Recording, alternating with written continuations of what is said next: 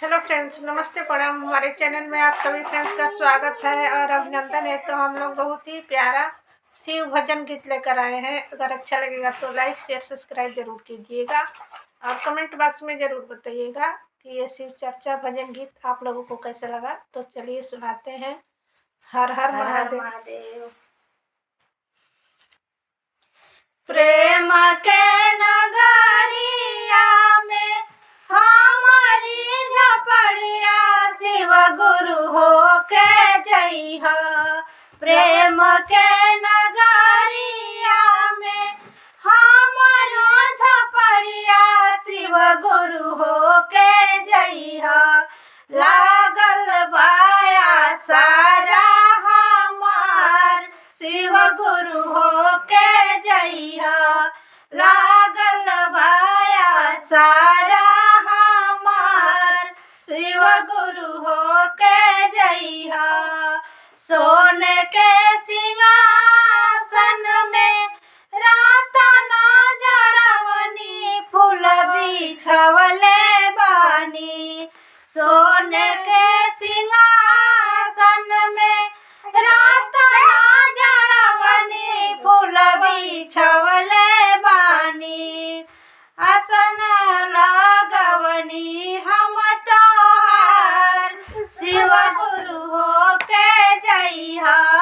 आसन लगवनी हम तोहार शिव गुरु हो के जइहा। प्रेम के नगरिया में हमारा झपड़िया शिव गुरु हो के जइहा। प्रेम के नगरिया में हमारा झपड़िया शिव गुरु हो के जइहा।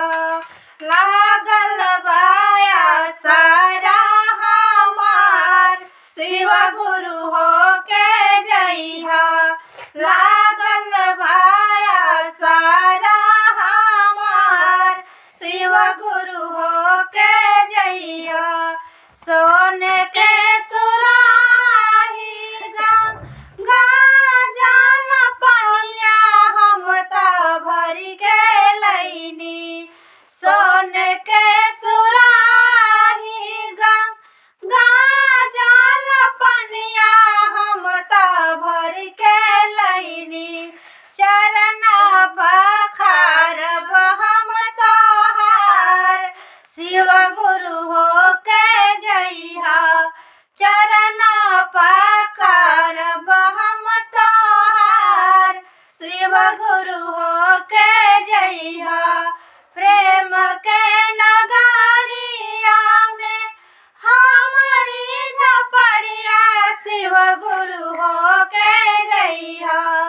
प्रेम के नगरिया में हमारी झपड़िया शिव गुरु हो के जइहा। लागल बाया सारा हमार शिव गुरु हो के जइहा। लागल बाया सारा हमार शिव गुरु हो के जइहा।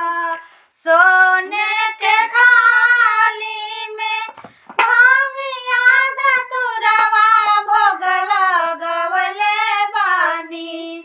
सोने के थाली में भांगिया धतुरवा भोग लगवले बानी। लागल बाया सारा हमार शिव गुरु हो के जइहा। लागल बाया सारा हमार शिव गुरु खा के जइहा। घिउवा कपूरवा के दिया ना जरवनी आस लगवले बानी। घिउवा कपूरवा के दिया ना जरवनी आस लगवले बानी। आरती उतारब हम तोहार शिव गुरु हो के अइहा। आरती उतारब हम तो